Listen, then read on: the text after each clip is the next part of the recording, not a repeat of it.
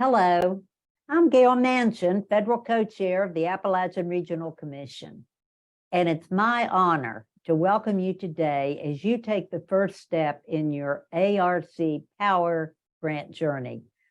I commend you for your interest in investing your time and energy into serving the people of your communities and region. Appalachian coal-impacted communities are such a vital part of our region's 13 states and 423 counties, and actually a vital part of our country. America's history is steeped in the labor of our region's coal miners. It was their work that built this country, their sacrifices that kept the lights on. And now is the time that we can come together to take the next step in building the future of these crucial coal-impacted areas of Appalachia. In 2015, ARC established our power grants in an effort to prioritize revitalization in communities that had been impacted by the downturn of the coal industry. Since that time, in 2015, ARC has invested more than $368 million into 449 projects across the region. And ARC's investments through power are just growing. Last October, we announced our largest power funding package to date, nearly $47 million to 57 projects, which focused on things like workforce development, tourism, entrepreneurship, agriculture, and food economies. All of this is just a way of saying that ARC's power grants put the focus on Appalachian people. With power, we're striving to revitalize our coal-impacted communities through economic development opportunities that allow people to have great jobs and an increased quality of life so that they can continue to live in the places they love. I mentioned power investments totals earlier, and what that means in terms of impact is the creation or retention of nearly 40,000 jobs and the leveraging of more than $1.57 billion of additional private investment into Appalachia's economy. I've seen firsthand the impact our power grants are having on our region. I was recently in Alabama, where I visited Wallace State Community College in Hanceville. A new power grant is helping them connect students with career training in the automotive industry. This is important, as data shows that automotive manufacturing has helped fill the gap of coal impact job losses in Alabama, as well as elsewhere. So projects are throughout our region in this automotive industry. But in Alabama, they are employing more than 24,000 people, high-wage jobs in the last 25 years. I believe in the ability of programs like those at Wallace State Community College and others to transform the region and bring hope to our residents. And I look forward to reading over the transformational power grants that you'll submit throughout the coming weeks.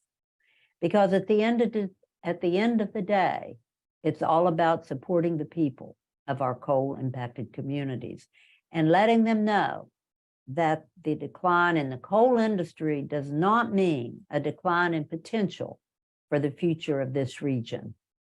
I'd now like to pass the mic over to ARC's Congressional Liaison, Guy Land, who will give you a more in-depth look at the Appalachian Regional Commission and the work that we do.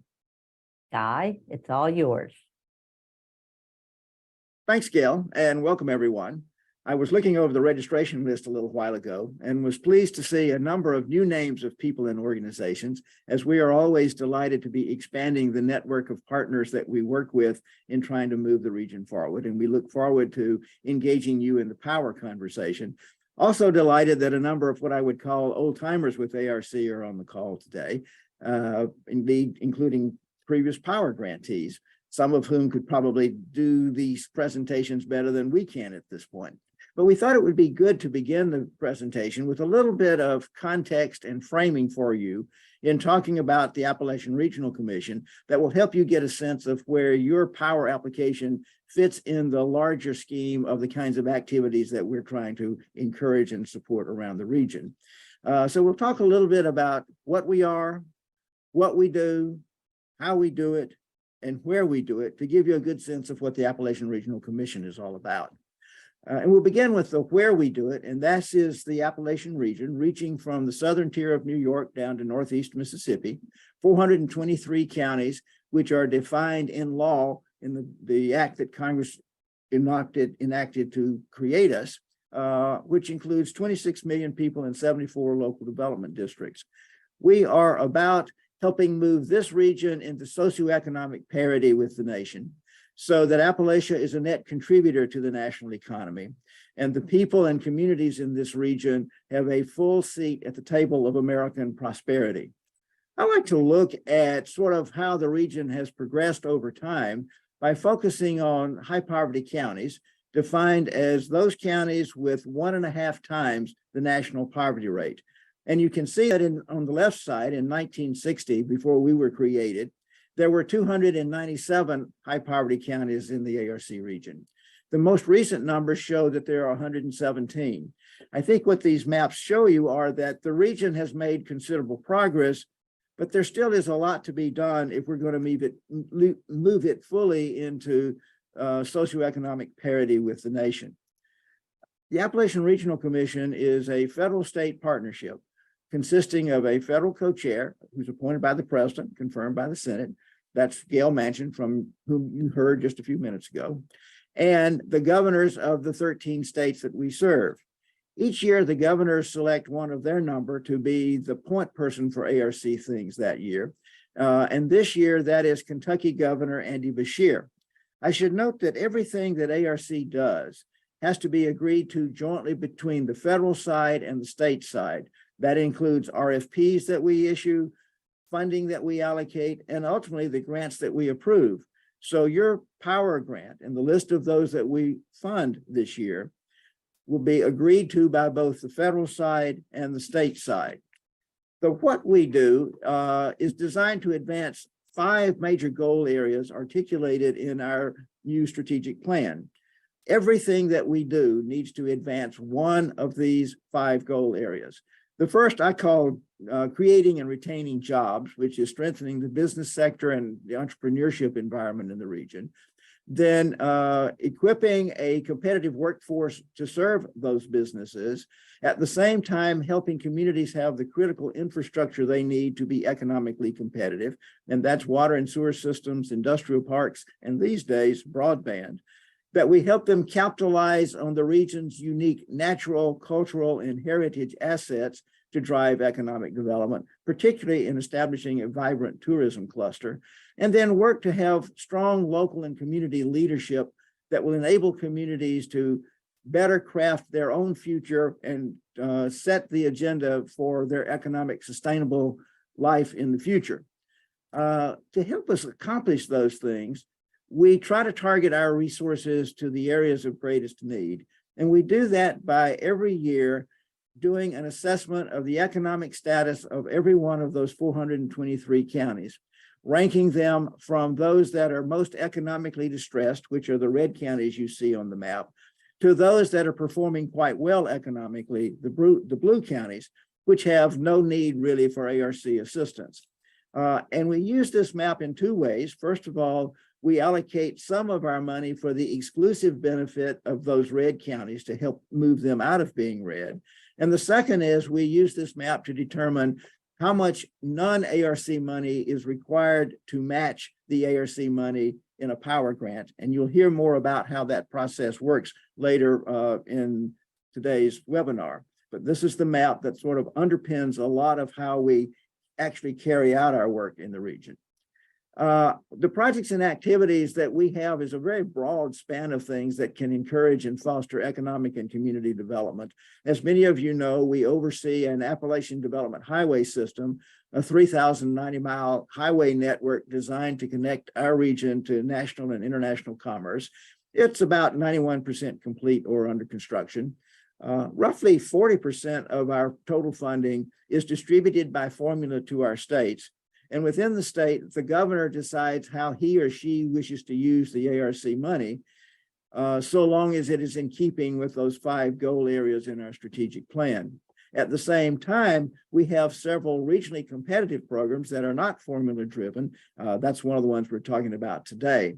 We also have a series of academies and institutes that are designed to enhance the capacity of individuals in the region, while on the other hand, having a program of technical assistance and capacity building that's really targeted to the communities that we're serving.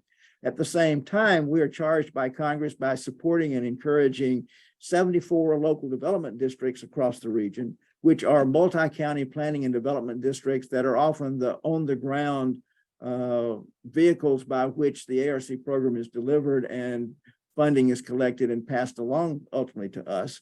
At the same time, we have a very extensive research operation so that we are the go-to source for people who are wanting to know about things in Appalachia, the Appalachian economy, and we conduct robust evaluation of the programs that we operate to make sure that they are doing what they're supposed to do and to learn how we can better improve the investments that we're making in our projects out there. We have what I would identify as 5 sort of signature programs that I will walk through briefly this afternoon. And the first is the one that you're here for, which is our power program for coal-impacted communities. And those are communities whose economies have been adversely affected by the decline in coal through the loss of jobs in coal mining, coal-fired power plants, or the transportation and logistics and supply chain services that are a part of the coal industry cluster. We have $65 million available for this year, which is the record level of funding for this program. The rest of this you will hear more about during the course of this afternoon's presentation. But I just want to flag for you, this is the 8th year that we've had the power program, and share on the screen some numbers of what that has yielded so far, and particularly take a look at the map that displays where our power grants have gone over the prior years. One of our other signature programs is our Inspire program for individuals suffering from substance use disorder, focused primarily on building and strengthening a local recovery ecosystem that is helping move people through recovery, and ultimately to enable them to re-enter the workforce so that they are contributors to the Appalachian economy. We have $13 million available for this year. The thing I want to flag this afternoon, though, is that you must submit a letter of intent to be eligible for the Inspire program. And today is the deadline for submitting that letter of intent. So if you are interested in applying for Inspire, make sure you log on this afternoon and submit your letter of intent online. There's a form that it's an online portal that you fill out and respond to there. Our newest program is our special emphasis on multi-state activities. It's our ARISE program, where to be eligible for this, you must be carrying out activities and have partners in at least 2 states. And what we're seeing so far is that it tends to be people are looking at doing it in 3, 4, and 5 state concepts. These are the largest grants that ARC has made. We are eligible, you're eligible for up to $500,000 of planning grants and $10 million for implementation. But before you submit a full-scale application, you have to submit a 4-page concept paper to us that we then review and determine whether to invite you then to submit the full-scale proposal. We're looking for projects that have the potential to transform the local economy, that they add up to more than just a collection of disparate activities, that they're a regional look at things that working across state lines can make a significant impact in the regional economy. And before you submit your concept paper, you need to make sure that you have spoken with the ARC office in each of the states in which you will be proposing to carry out some activities. We will be hosting a series of in-person workshops over the next couple of weeks to walk you through the 3 programs I've just outlined. And if you're interested in that, I encourage you to sign up. There is no charge for participation in these, just go to the website on the link there, and we look forward to seeing you in one of those workshops. A program that we launched last year is our Community Capacity Building Initiative. We've identified 4 economic development pillars that we think are really important to helping drive local community development activities. Nonprofits, local development districts, community foundations, and local governments. And we're providing a set of assistance to those through small group virtual training, almost one-on-one mentoring. And when you complete that program, then you can receive small ARC grant that doesn't require a match to enable you to begin implementing some of the concepts and ideas that you were thinking about kicking around and fleshing out in your small group workshops. So if you're interested in that, go to the website. It's Ready Appalachia. We look forward to working with some of you in that program as well.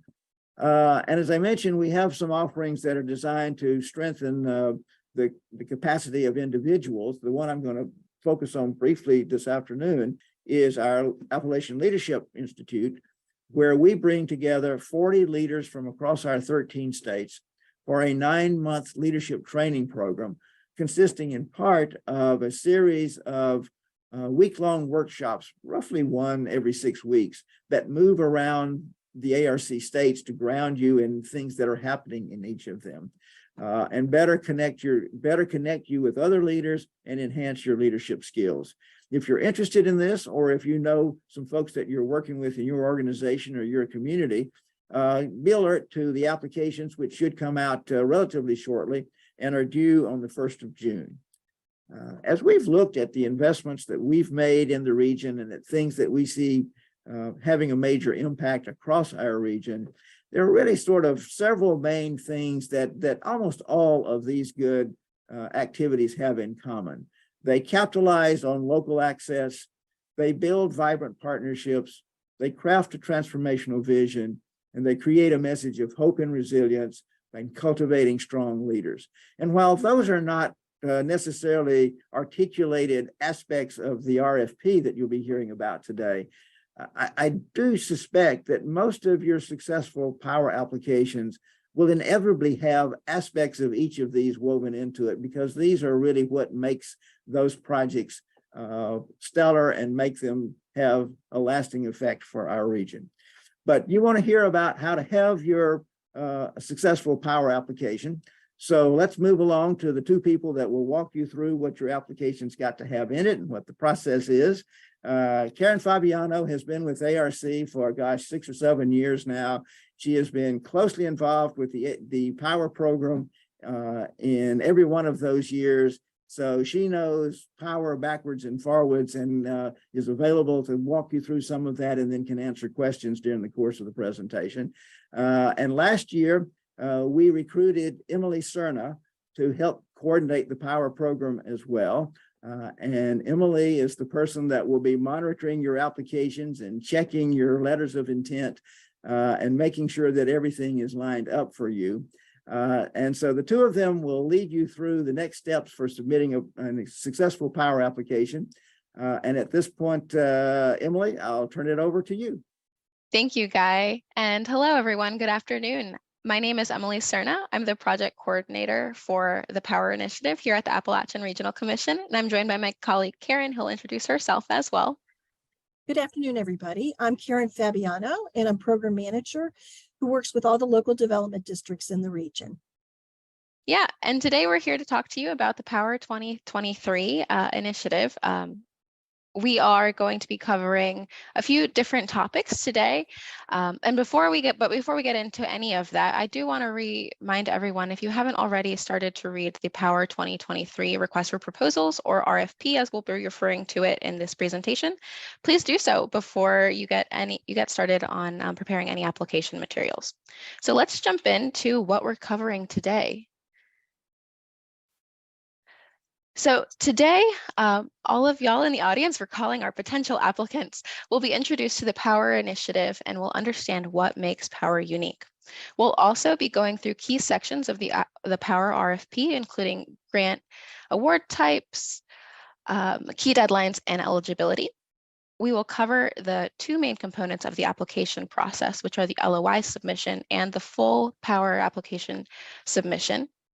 We'll learn what makes for a competitive application. We will very high level cover the administrative, finance, and reporting requirements for any power grant. And we'll also share some additional resources that you can use as you're preparing your application. So let's get started with power and what power is. Power is the Appalachian Regional Commission's Partnerships for Opportunity and Workforce and Economic Revitalization initiative. The Power initiative makes federal resources available to help coal communities and regions affected by job losses in coal mining, coal power plant operations, and coal-related supply chain or logistics industries that have been affected by the changing economics of the American energy production and coal economy. So power really is the ARC's keystone initiative for coal communities here in the region. I'm going to turn it over to Karen now, who'll give us a few pieces of information on why power is unique. Thank you. So Power is definitely a program that is still fairly new to ARC since 2016, but there's some components of this program for some of you that have worked with ARC for a long time. There's some pieces of Power that truly makes it a unique program compared to many of our other programs.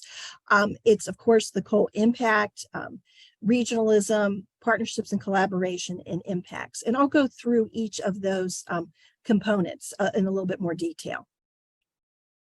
First, coal impact. As you know, this is the primary focus of the program.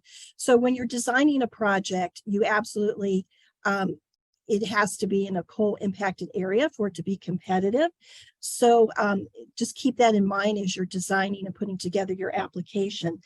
And what we look at with the power program is that your project needs to have been, your region needs to have been impacted by either the closure of the mines or the power plants, or some impact due to supply chain or logistics. So that has to be built into why you're selecting this project and the target area that you've selected for your application. And it's important to document this, and we do have lots of data available on our ARC website that can provide you more detail on coal data. So I'll move on to the next, regionalism. And when we talk about regionalism, we look at the geographic scale of your project. In other words, is it multi-county, multi-state? So we certainly encourage multi-state jurisdictions. And we look at the regional economy that you're proposing to hopefully build in some diversification to help your community. And we also prioritize projects that are integrating multiple economic development systems. So just keep it in mind that we really love projects, and the ones that are most successful take that approach to building their project into a regionalized approach. Now, the third component that we look at is partnerships and collaboration. This is really important as you build and put together your application. Look at pulling together multiple and diverse partnerships, both at the state, local, and regional level. Try to work together rather than against each other. You may have a topic such as workforce, for instance, that you're looking at, but look in your region to see if there's, you want to make sure that, you know, we're honestly going to be looking at just one or two items. We're not going to be looking at 3 different workforce projects in one area. So feel free to tag team together and try to put together a very competitive application. And that involves also building good partnerships with lots of skills and strengths that you can bring to the project. And then the fourth component that we look at is impact, which includes outputs and outcomes. Performance measurements are really critical, and their requirement is part of your proposal. It's important that you provide outputs and outcomes that are relevant and realistic. You know, we really can determine whether what you're proposing seems like something that you can put together and be successful. You need to align all of your outputs and outcomes with the scope of work in your application. And certainly ask yourself, what I've proposed, are those outputs and outcomes, are they achievable?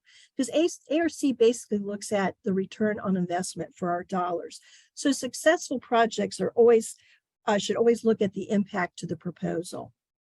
So now I'd like to turn it over to Emily for more detail on the RFP. Thanks, Karen. So in the next couple of slides, we're going to cover the power investment priorities for 2023.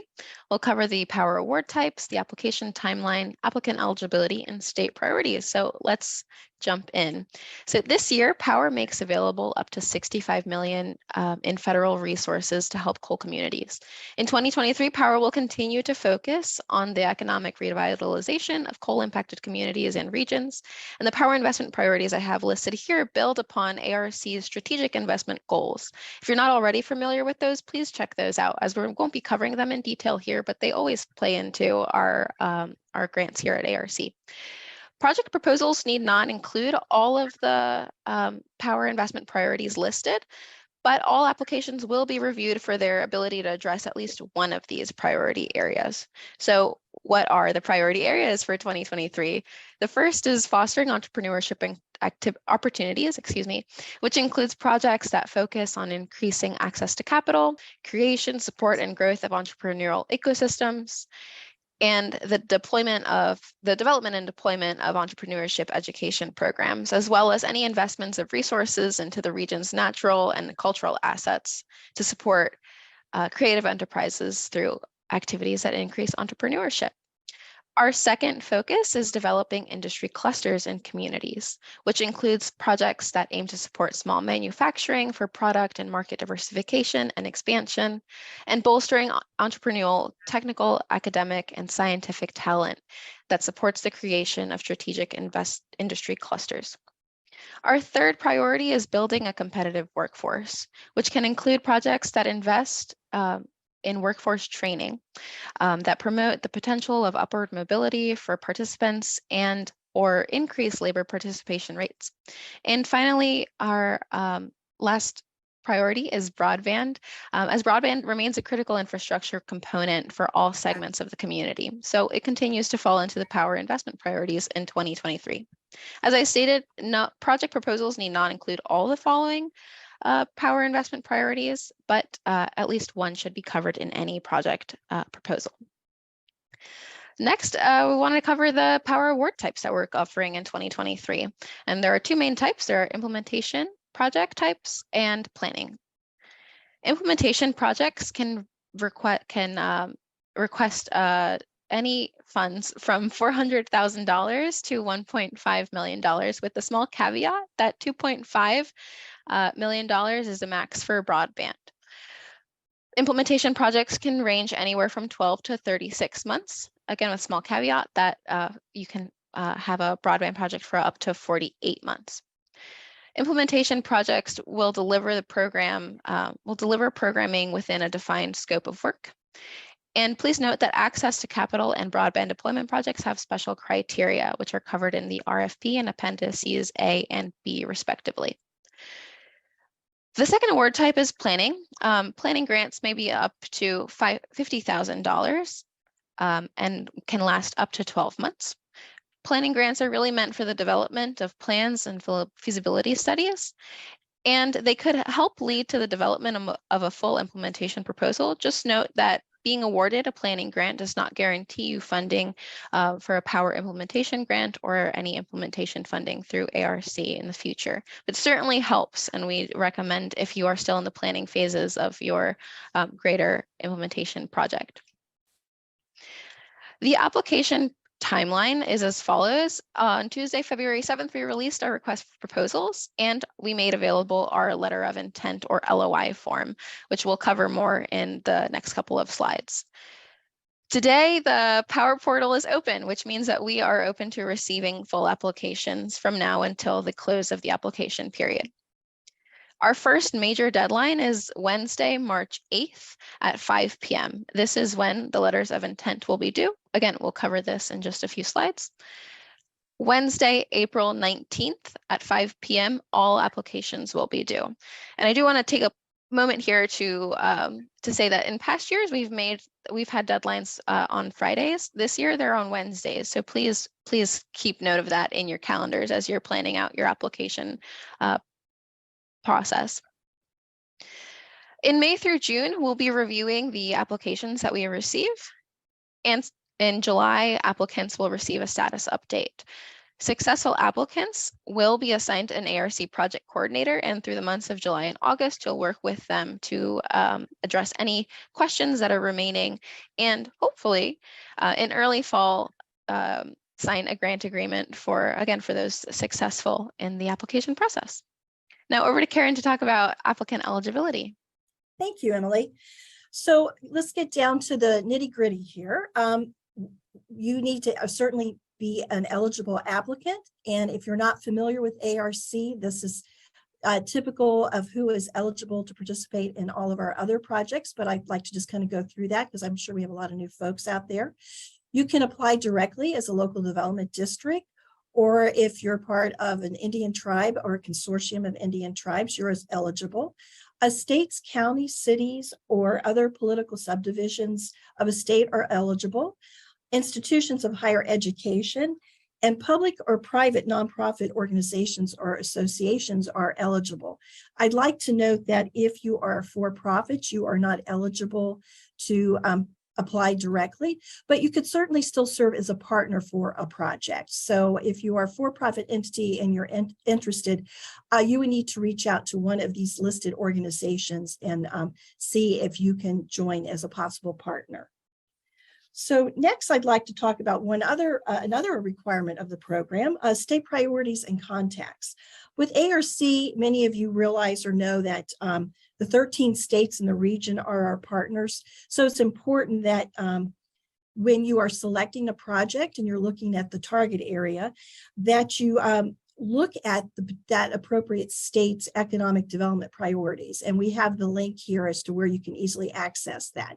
So if you're working with more than one state or any of the states, take a look at your particular state's economic development strategies, because you need to keep those in mind so that the project you're developing certainly aligns with those priorities.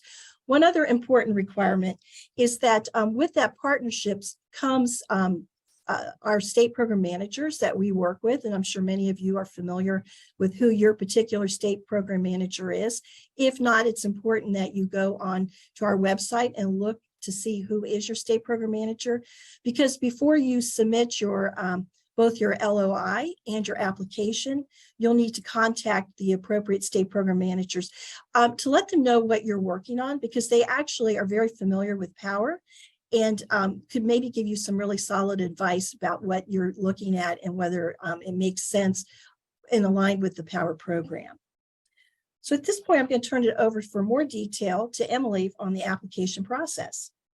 Thanks, Karen. So as I've stated before, there are two main components to the application process, which are the submission of the letter of intent and an eventual submission of a full application. But just as Karen said, prior to doing that, of course, we urge you to read the RFP in its totality.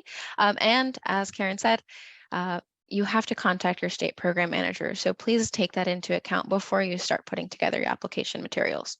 So let's jump into the first step, which is the letter of intent. The letter of intent has two main purposes. The first is that the letter of intent, or the LOI, helps the power team gauge what applications may be coming through the Appalachian Regional Commission's door. So what this means is, or how this helps us is to gauge how many how many applications we might expect for each state, what types of projects we might be seeing, and all of that helps us prepare to be as efficient as possible when we are reviewing the full applications. So that's the first thing. But most importantly for you all is that the LOI serves as your key, per se, to the Power Portal. The letter of intent is required prior to being able to access the Power Portal and submit a full application. So if you do not submit a letter of intent, you will not be able to gain access to our Power Portal. This year, our letter of intent will be submitted online via Microsoft Form.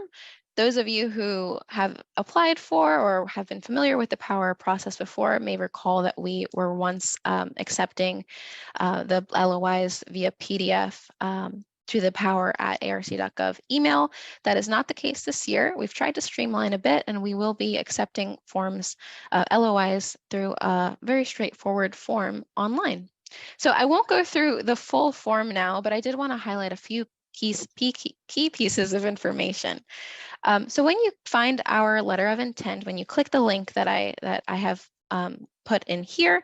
And just this serves as a good reminder that we will be sharing the materials at the end of the session. So if you missed anything, you can always rewatch this recording.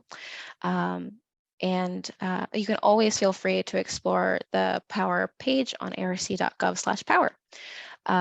But anyway, when you click on that link, when you find the Power letter of intent form, you'll be greeted with this lovely little welcome message. I won't read it for you all now, but I do want to highlight one important piece here, the little note at the end. Just like any online form, if you click out of this form or leave it open for too long and come back and it refreshes, you will lose progress on your submission. So what we recommend is that you scroll through this form before you get started.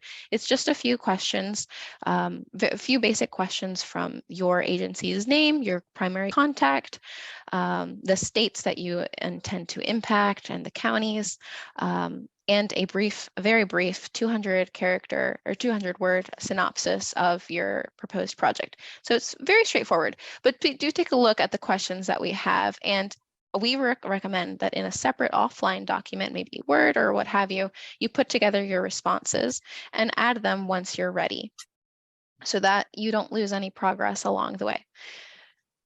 We also want to highlight that this other piece of information on the form is the primary contact.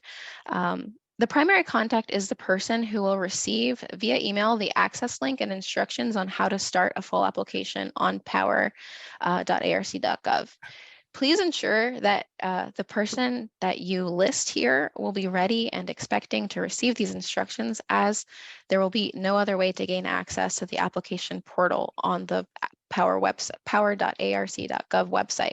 So be thoughtful when choosing your primary contact. It might be very nice to put your agency's CEO or other leader in, but if they're not going to be the person who will be ready and expecting to receive this email, list someone else, the person who will be.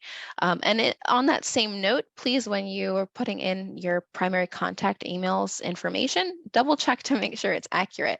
If there's a typo in there, the instructions may not make it to them. And again, this is the only way that you'll be able to access the Power portal and submit a full application. So please do that. And please don't forget to click submit when you're done. Sometimes we can go through these things very quickly and then forget. So please click submit once you have completed your form. And as you can see, there's only 15 questions. It should be pretty easy and quick to put together. But do take some time to read through the questions and put in your answers. So once you've clicked submit, you'll get this thank you message that will confirm that we have logged your LOI submission and that we're really excited to review your letter of intent. Those entities who submit letters of intent will be reviewed. We will screen those letters of intent and check for eligibility. So if you don't meet the requirements that Karen highlighted earlier, we will get back to you and ask a question, could you clarify XYZ piece? But those of you who are eligible will receive, as noted, the instructions on how to apply.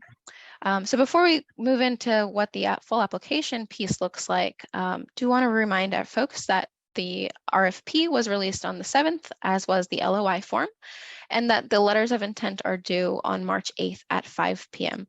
After 5 p.m., the form will close and we will no longer be accepting applications. So please get your LOIs in before then. So you submitted an LOI. Now, what can you expect?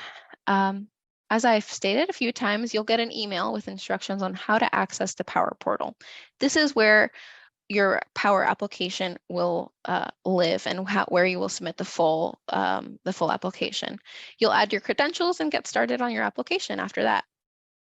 And if you have any problems, questions accessing the Power portal at this phase, please direct your questions to powersupport@arc.gov. Those folks are specially trained and focused on helping our Power applicants navigate the Power portal. So reach out if you have any issues at all. And while I won't go through the full application in this webinar, we just unfortunately don't have time to go through every question. I do have a few tips and tricks to share with all of you on how to navigate power.arc.gov or the Power Portal. The first is to review every question before you get started. Just like with the LOI, it helps to just click through everything and see what's in front of you before you dive in and get started on answering these questions. And note that the narrative questions that we are asking are going to be on track with the request for proposals. We're not going to throw any curveballs at you. Save progress as you go. I'm sure you already know this, but it always doesn't, it helps to remind folks that you have the option to save and come back. So just save progress as you go. And have your administrative information at the ready. That'll just help expedite the process. Organize your contacts so that they're ready to input when that question comes up. So you'll see some helper information once you get to the contacts piece, but there are different roles that you can assign to the folks that are going to be on your application team. Please take careful note of those roles and the responsibilities and access that each of those roles allows your contacts to have when working on the Power application. Please ensure that all documents are uploaded and mind the page limit. I'll cover that in the next slide. Answer every question, and the earlier you submit, the better. We recommend submitting at least 48 hours ahead of the deadline if you can. And again, that deadline is Wednesday, April 19th. Other considerations: application narratives are limited to 15 pages, and applications attachments are limited to 100 pages. And there are additional considerations for access to capital and broadband projects in appendices A and B, respectively. And one final reminder on the applications is that the Power Portal opens today, the 21st. Submit your LOI so you can gain access to the Power Portal, and submit your applications prior to Wednesday, April 19th at 5 p.m. Now over to Karen to give us a review of application review. Thank you. As you're all aware, the Power program is indeed a very competitive program. And as such, we have criteria that our review team looks at as they look at your application. And all of that is clearly identified in the RFP. So I'm just going to hit some highlights today. But certainly as a follow-up to this workshop, you really want to get a clear sense of what we're looking for, go to the RFP, because we do go through some detail on that. But our review team looks at overall your project description, how you clearly identify your coal impact and your narrative attached to that, the rationale for your project. Why are you picking this particular project, and how do you think it's going to really impact your region and help diversify your economy? What kind of project team do you have, and all the details associated with that, so that our reviewers get a clear sense that there's administrative capacity there to handle these large-scale projects. We also look at the projected outputs and outcomes. That's really critical. You do not need to have a ton of outputs and outcomes. It's important to have some key. It's better to have a smaller number that's all manageable, rather than feeling like you need to throw everything out there. We also look at the match, because match is required, and your budget in terms of our evaluation. And then at the end of it all, we look at application completeness. And I would like to note that that is a new component for our criteria this year. So don't forget, as you're pulling together all these pieces, to make sure that the application is complete, because we will also take that into consideration as we score your application. So let's go through one more time for the deadline, because that way you won't have any surprises and you won't miss any of the key parts of getting this Power application in the portal and safely delivered to ARC. Once again, as Emily has said, we're looking at a Wednesday deadline, April 19th at 5 p.m. and they're due at power.arc.gov. And through early spring, May through June, is our review time period for our review team. And sometime in July, you would receive a notification of your status, whether you will be moving forward for the next leg of review, or whether your project's not being considered for further consideration. So if you do get the go ahead, and it's being assigned then in July to early September, you'll be working with an assigned ARC program coordinator to pull together any remaining pieces that we would need to be able to finalize your application and consider it for approval. And then early fall, as you know, the end of the federal fiscal year is September 30th. So we always try to get all the power grant agreements encumbered and signed before the end of September. So just be very nimble. If you're fortunate enough to be asked to move forward, July through the end of September will be a very intense time period for us as well as for you to make sure that everything has been pulled together. So let's go through a few more tips and suggestions since this is indeed a competitive program. Please make sure you answer every question. Many times people don't quite realize they've missed a question or two, and that would be to your detriment. So go back through each of your questions, make sure that you've answered. And the way the portal is set up, you should have red that shows up if you've not answered the question completely. So that will kind of be a key, hopefully, that you haven't missed anything. Clearly identify your partners. A lot of times folks forget to list in the application what their partner's roles and responsibilities are. And that's important. And we take that into consideration. Please make sure that your budget and your match figures line up. Sometimes it's just simply the math, the arithmetic. So go through as you prepare your budget and your match and make sure that everything is aligned. And make sure that your scope of work is focused. Sometimes folks try to throw out way too much information.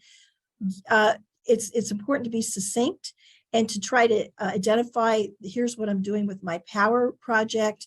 And is it clearly focused? So have maybe a couple other set of eyes look at it to give you some feedback as to whether it makes sense. And then provide the rationale for why you've selected the particular geography of your project. And a few more tips for you to remember. Our ARC is always focused on economic development. So your project has to have that emphasis on economic development. I think sometimes folks tend to forget about that. And build a strong coal impact narrative. Now, with this project, with this application, when you go into the portal and you select the state and the counties that you want to target, that will automatically populate the data per se. So you will not have to provide that to us, but we'll have that populated once you click that. But you have to have looked at your data and tie in a narrative as to how this project is really being impacted in that particular region and how the coal industry has impacted. So you've got to tie the pieces together. And it's important to also talk about your long-term sustainability. It's the intention that with the assistance of power that you've thought through once the power grant is done, have you thought about how that project will continue long-term? And it's because it's an investment in our mind, an investment for your region. And just as important is to engage with the appropriate state program managers. So if you design a project that's 3 or 4 states, you're going to have to reach out to each of those particular state program managers. And sometimes folks forget about that. So now I'd like to talk a little bit about administration and finance and reporting considerations.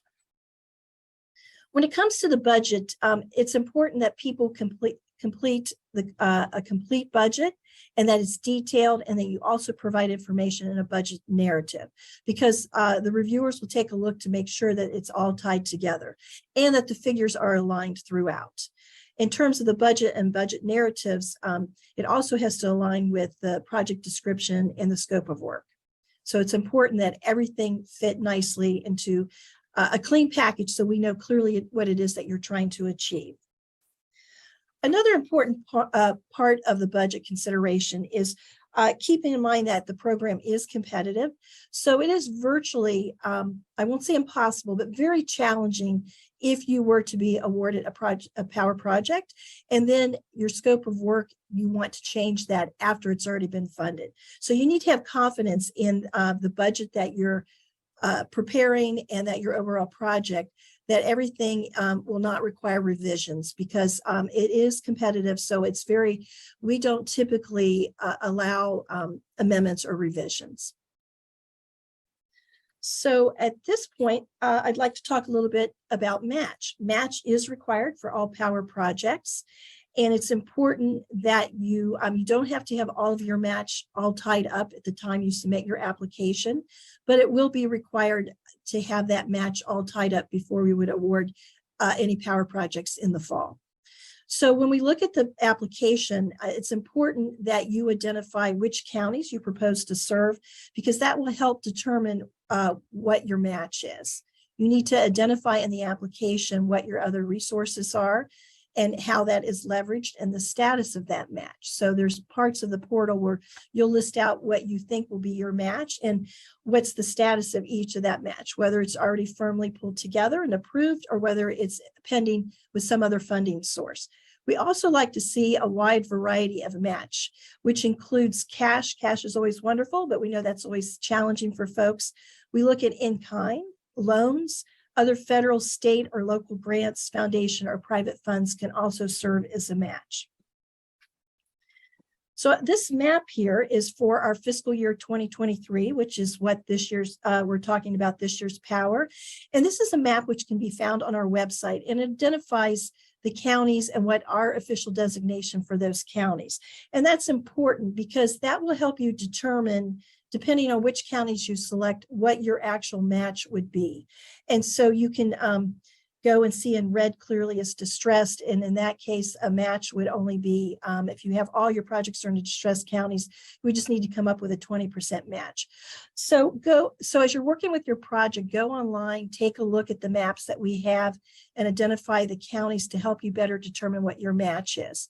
Now, we've just hit this on a very high level, but we do have other resources, which Emily will go into some detail, but we do have some videos that go into a little bit more detail on match and different scenarios that would be very helpful for you to review if you're not familiar how it works at ARC. So at this point, I'd like to turn it over to Emily. Thanks, Karen. So I'm going to go through these next couple of slides quickly.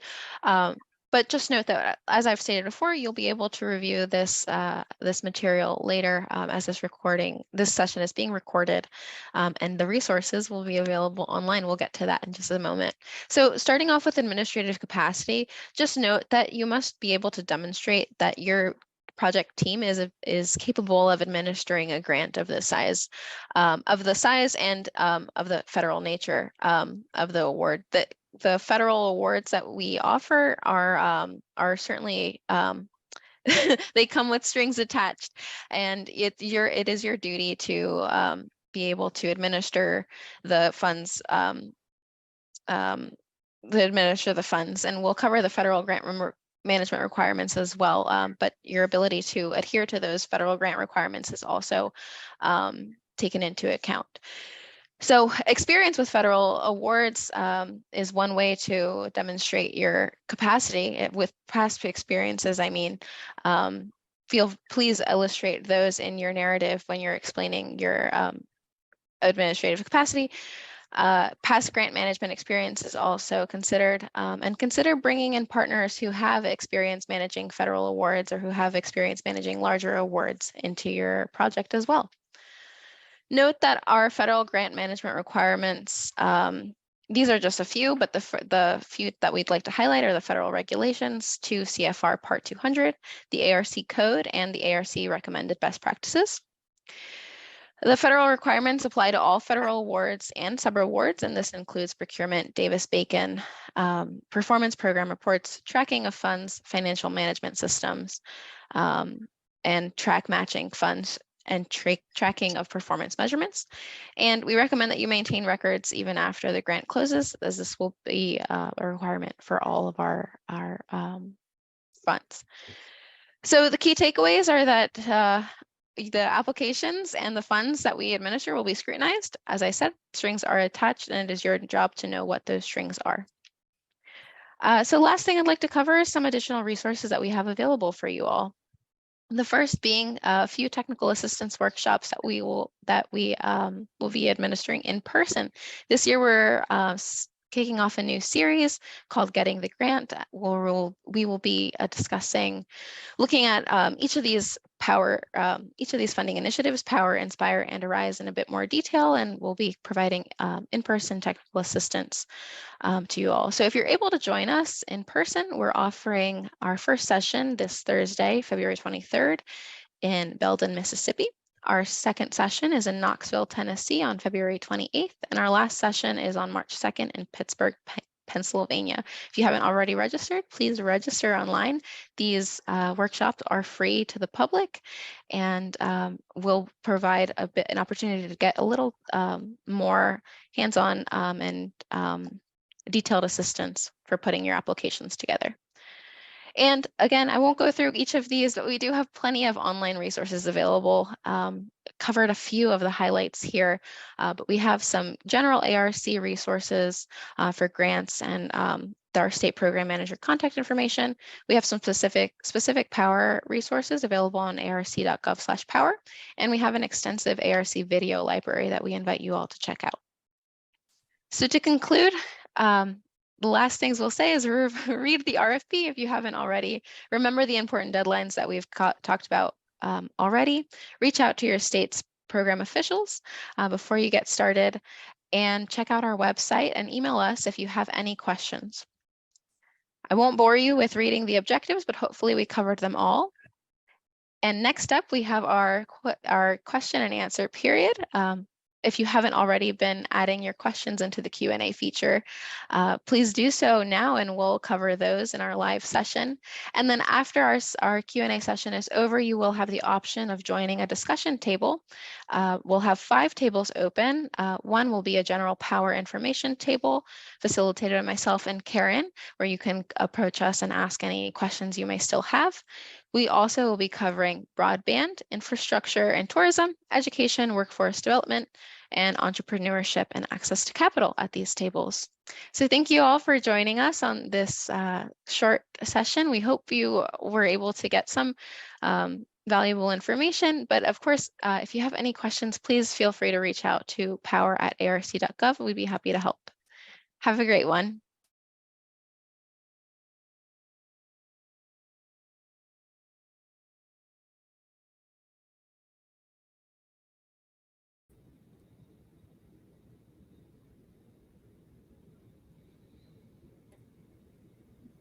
Everyone, hope you enjoyed this session. I closed us out a little too early. We are now moving into our question and answer period, and I appreciate everyone who's already put questions into the Q&A feature. If you haven't yet, you still have an opportunity to do so. We'll take the next couple of minutes to answer as many questions as we can. I'm joined now by Karen, who's rejoined us on the screen, Guy, who, as you heard from earlier, is our congressional liaison, and Molly Theobald, who is our division director for the Division of Critical Infrastructure. These 3 folks are experts in power and are here to answer your questions. So without further ado, why don't we get started? Starting with one that I saw was answered in the chat, but I think is good to cover. For broadband projects, 2.5 million is the limit for power funding. Can a project be for more total budget if the rest of the budget is made up from match? And Guy, I saw that you answered this in the chat, but why don't you go ahead and tell the whole group what the answer to this question is? Thanks, Emily. The short answer is yes. The 2.5 million is the limit of the amount of ARC money that can be in the project. But there can be significant other monies in the project. In fact, there must be other monies for the match that you just heard a little bit about. So the 2.5 is not the limit on the overall size of the activity. It's the limit on the amount of ARC money that can be in it. And for broadband, we know that those are expensive activities. So I would often suspect that there would be considerable additional monies in those broadband projects over and above the ARC money. Thanks, Guy. And I would go so far to say that this applies to all of our projects, not just True. broadband. True. Another question here in the chat. Can a previous power grantee who is still utilizing that funding apply for power funding this year for a different project? Molly or Karen, would you like to take this one? I'll be happy to take it. So yes, with a couple of caveats. If you're currently administering a power grant and you don't anticipate that it will be closed by this fall, then you you can't come in for another power unless you have a project that is a different type of project, a different scope of project than the one that you're currently administering. So if you've got, for instance, a broadband project that you're currently administering, and you now have a workforce type project that's really unrelated to this, then you're certainly eligible to come in. Just keep in mind, it will be important that in this application that you are clear that you have good partners and that you have folks can help you administer it, because power projects take a lot of work. And for those of you who have followed power through the years, you will observe that that's different from what the rule was in the early years of power, when you could not have an open power grant and get another power grant. You can now do that so long as the scope of work is significantly different from the one that is currently before us. Thanks, Guy. And thank you, Karen. Another question here, is there a minimum, cash match requirement, i.e. can all of the match be in kind or waived indirect? Maybe another good question for either Karen or Molly. Guy, feel free to jump in as well if you have an answer. Karen, I'll start. Right. You can correct me if I go wrong. We will accept all in-kind match as a source, as a match source. So that is an eligible match. Also waived indirect is an eligible match source as well. So if you're waiving, say, the 10% rate that you are allowed to use, then you can apply that towards your match source. That's right. But let's just note that you must be able to document Correct. that match, and it must be able to withstand an audit by the Inspector General if your grant is selected for audit. Right. And also something to consider when you're assembling your match sources, projects that have a cash match or are, may get a different kind of score than if all of the match was an in-kind source. I'm not a scorer, but these sort of things might resonate if there's more skin in the game for your application. Yes. Thank you all. I have another question here for the group. Would an area like Monroe County and Summers County, West Virginia, be eligible? The railroads killed these counties as well as Green Bay County. And I'll let you read the rest of the question here, but I think this is a great one for all of those considering the coal impact in your region. I'll give this one to any of y'all three. I think you could all speak to this quite well. Well, I'll take a stab, and I know Guy and Molly probably know these areas better than me because they've been at ARC even longer than me. But Oops, we lost you, Karen. We lost Karen's audio. Maybe Molly, would you be Sure, I'll give it a interested in shot. tackling this one? One of the things the Power application does now is when you enter the service area that you're covering, our ARC's research division has done a lot of research about coal impact for each county in the region. So there'll be a lot of information that we can glean about your area already based on what counties you select that you're serving. But that doesn't always tell the whole story. So there's a piece of the application where you can make a compelling argument about the impact, about more recent events or things that are coming down the pike, or newspaper articles that have documented real negative impacts on the either the coal power plant, the supply chain, or the miners directly. So I would say yes. If you're in ARC County, you should definitely investigate your coal impact based on read the RFP and go into the coal impact analysis and see what that information tells you, and if you need to bolster that as well if it's not telling you the full story. And Guy, I'll let And you absolutely, flesh that out. the database that Molly's referring to, the study that she's referring to, takes into account effects like rail transportation impacts of decline in coal.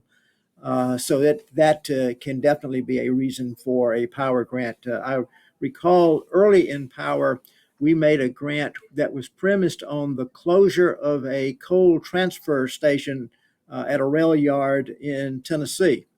And there was no coal mining itself. within 100 miles of that county. But the closure of the rail yard led to the layoff of, I think it was over 300 people in a very small county. And that was definitely coal impact. That was the reason the rail yard closed, was because the coal business had dropped off. So it's certainly something that you can make the case about, look at what's in the report that Molly mentions, and then particularize it with what you're seeing in the respective counties that you're looking at. You, Guy. Thank you, Molly. I have a pretty straightforward question here. What date should be used as the project start date? And I can answer that one. We tend to recommend October 1st as the start date, as that's usually when our power grants are being awarded, is just before the end of the ARC fiscal year on September 31st. So plan for October 1st for the start dates for your projects. We had a question about who administers construction projects. I think that was Sharon who wrote who will administer the ARC power grants. But I believe you also asked about construction projects particularly. But maybe Molly can answer this question. She knows all Sure. about construction projects. Absolutely. So part of the application, Sharon, if your project involves construction, you need to start investigating who your basic agency will be. ARC cannot administer construction projects, so it's either a federal or state basic agency would take that role. In page 19 of the RFP, there's the construction section, there's a information on linking to the ARC website on the list of eligible or agencies that we have existing uh, arrangements to act as basic agencies. So look at that list on page 19. Also check out or contact your state program manager. They've got a lot of information. A lot of them do double duty about with the state with the state basic agencies. So, but the responsibility is on the applicant to secure the basic agency. Thanks, Molly. And we are running short on time. I don't want to cut too much into our next session, which is an optional networking and discussion opportunity with our subject matter experts. But why don't we close out with one more question? If your question was not answered during this Q&A session, fret not. You will have the opportunity to speak to one of us, and we'll have additional folks manning other table, and I'll explain that just after we get this last question posed. From Charles, would a multi-county, multi-state proposal that involves counties not in the ARC but who reflect certain distressed features common to ARC counties be eligible? Yeah, I'm sorry to say, Charles, that ARC funds can only go to ARC counties. Your agency may function outside of the region, but all ARC funds must be directed to the Appalachian region. And with that, I think we'll close out the Q&A session to give us ample time to go break out into our discussion and networking tables. As I said, we'll have, I misspoke earlier, we won't have 5 tables, we'll actually have 6 or 7. Karen, is your mic working now? No? Okay. So we'll have 6 tables. The first table will be my table with Karen there as a wonderful addition with no mic, unfortunately. But I'm so happy to have you there, Karen, where we'll be covering general power questions. We'll have a second general power questions table manned by Molly. This is also she's also a great resource to talk about construction projects. If you have specific construction questions, direct your questions to Molly. We'll have 4 other tables as well, manned by our subject matter experts here at ARC from our critical infrastructure and business and workforce investment divisions. The first table is going to be manned by Curtis, excuse me, Curtis Hansen. He will be directing any questions related to broadband projects. We'll also have a table for infrastructure and tourism manned by Brad Rebecki. We'll have a table for education and workforce development projects, which will be manned by Kinsey Walker, and a table for entrepreneurship and access to capital projects manned by Jen Simon. The tables will be labeled, so you can go ahead and join the table that's most appropriate for yourself. If your table happens to be full, I believe there's a 50-person cap on tables. Feel free to join one of the general ARC Q&A tables with myself or Molly, and we'll be happy to field any questions or direct you once a spot opens over at the specific project table. With that said, I will let our folks in the backstage direct us all back to our tables, and you can head to your respective sections now, and we look forward to discussing soon. Thank you all again for your time, and we're looking forward to receiving your letters of intent and your eventual submissions. Have a great one.